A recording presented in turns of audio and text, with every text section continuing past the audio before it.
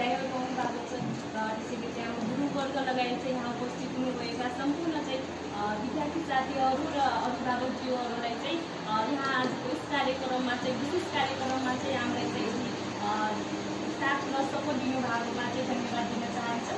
र आजको यस कार्यक्रममा चाहिँ हाम्रो क्याम्पसमा अध्ययनरत विद्यार्थीलाई चाहिँ सम्मानित कार्यक्रम रहेको छ र यस कार्यक्रमलाई चाहिँ म आफ्नो तर्फबाट वडा कार्यलाई चाहिँ म धेरै धन्यवाद दिन चाहन्छु।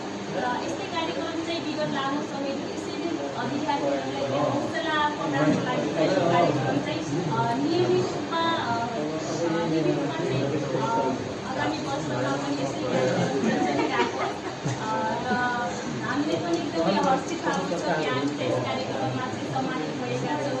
र यो चाहिँ हाम्रो लागि एउटा प्रेरणा र हौसला होइन, ताकि हामी आउने वर्षमा पनि यसै गरी नै आफ्नो पढाइलाई चाहिँ अध्ययनलाई चाहिँ नियमित रूपमा अगाडि बढाएर चाहिँ आफू चाहिँ एउटा सक्षम भएर चाहिँ हाम्रो समाजको लागि साथै हामी चाहिँ गाउँ परिवारको समाजको लागि हामी चाहिँ एउटा उदाहरणीय व्यक्ति पनि बन्न सक्छौँ। त्यसबाट चाहिँ र हाम्रो साथीहरू जो पनि हुनुहुन्छ उहाँ चाहिँ हामीबाट चाहिँ धेरै कुरा सिक्ने अवसर पनि पाउनुहुनेछ। र हामीलाई चाहिँ यस्तो सम्मानित कार्यक्रममा चाहिँ उपस्थित देखेर चाहिँ साथीहरू पक्कै पनि आफू पनि भित्रबाट जो चाहिँ ब्याकलाएको छु उहाँ साथीहरू चाहिँ आफैबाट एउटा हर्षित हुन् कि हामी पनि यस्तो काम गर्न सक्छौँ, हामी पनि पढाइ गर्न सक्छौँ, हामी पनि यस्तो पोजिसनमा आएर चाहिँ सम्मानित कार्यक्रम गर्दा चाहिँ आफू खुसी हुन सक्छौँ भन्ने उहाँलाई एउटा हौसला पनि हुन सक्छ।